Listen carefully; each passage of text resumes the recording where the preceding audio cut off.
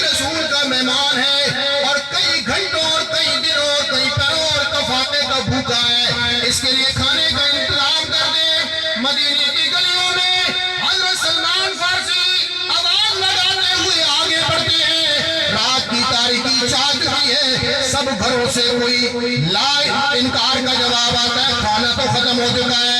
حضرت سلمان فارسی چلتے چلتے اس دروازے پر پہنچ گئے جس دروازے سے کبھی انکار نہیں ہوا تھا۔ دروازے پر دستک دی، کون سا دروازہ تھا؟ یہ دروازہ سیدہ فاطمہ الزہرا رضی اللہ تعالیٰ عنہا کا، کائنات کی خاتون جنت کا۔ فرمایا ھذا ضیف رسول اللہ صلی اللہ علیہ وسلم۔ سلمان یہ کون ہے؟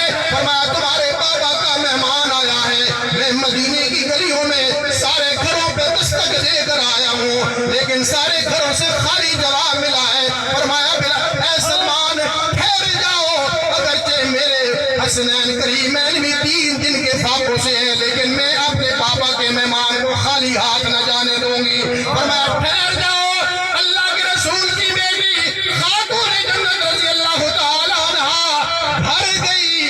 گھر میں کوئی چیز نہ تھی، کوئی غلہ نہ تھا، اپنی چادر بطول لے کر آئی اور کہا یہ میری چادر لے جاؤ اور مدینہ کے یہودی مشہور تاجر یہودی شمعون کو دینا اور اسے کہنا یہ چادر رکھ لو اور کچھ غلہ دے دو، میں غلہ پیس کے اپنے بابا کے مہمان کی مہمان نوازی کروں۔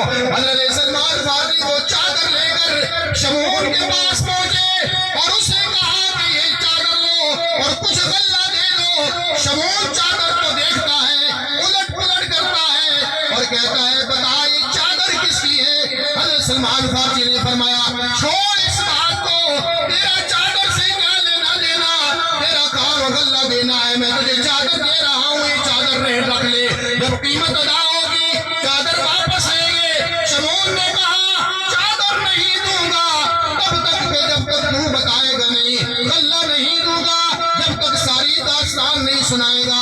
لگتا یوں تھا کہ وہ چادر نہ جانے کیا بول رہی تھی اور اس چادر کی بولی شمعون بھی سمجھ پایا تھا کہ آج تک مدینے میں ایسے حالات کو کبھی نہ دیکھے کہ کسی نے اپنے سر کی چادر اور عورت کی چادر مورے رکھوا کر غلے کی ڈیمانڈ کی ہوگی۔ شمعون نے اصرار کیا تو سلمان فارسی نے کہا کہ شمعون پوچھ لے ہو تو یہ چادر ہمارے پیغمبر محمد مصطفیٰ کی بیٹی کی ہے۔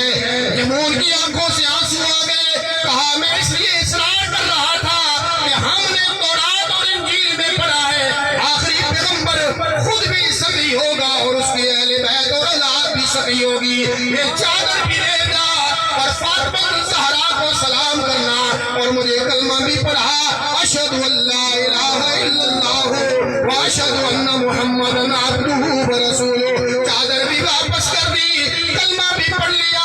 حضرت سلمان فارسی رضی اللہ تعالیٰ عنہ وہ چادر بھی واپس لے کر اللہ واپس لے کر حضرت فاطمہ الزہرا کے گھر میں آئے۔ بی بی فاطمہ نے چکی چلائی، جھونپی سے کھانا تیار ہوا اور اس کے حوالے کیا اور حضرت سلمان فارسی نے کہا بی بی کچھ گھر تو رکھ لیجئے، حسنین کے لیے رکھ لیجئے۔ کہا سلمان بھائی اگرچہ حسن اور حسین نے 3 دن سے کچھ نہیں کھایا لیکن ہم اہل بیت ہیں جو خدا کے نام پہ دے دے وہ اپنے گھر میں کھانا حلال نہیں سمجھتے۔ آج اہل بیت کے تذکرے ہم کرتے ہیں، یہ حضور کی بیٹی کی بات ہے۔ حضرت علی رضی اللہ تعالیٰ عنہ گھر تشریف لائے تو کہا کچھ کھانے کو ہے؟ تو کہا علی گھر میں تو کچھ نہیں ہے اور 2-3 دن سے فاقہ کشی کا عالم ہے، کئی سفر پر تھے حضرت علی رضی اللہ تعالیٰ۔ کہا علی تم نے مجھے بتایا کیوں؟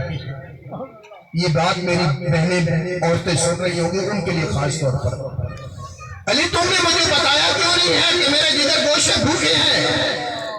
کہا علی میرے سرتاج میرے بابا نے مجھے رخصت کرتے ہوئے نصیحت کی تھی علی غریب ہے، بڑا غیرت مند ہے، کبھی سوال کر کے اسے شرمندہ نہ کر۔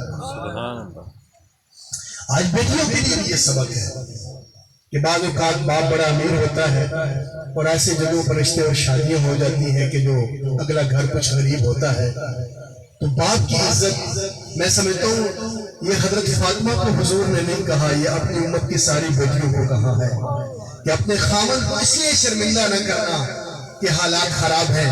اور حضرت فاطمہ الزہرا رضی اللہ تعالی عنہا نے حضرت علی رضی اللہ تعالیٰ گیس مزدوری کرنے کنویں سے پانی یہودی کے ہاں کچھ غلہ ملا۔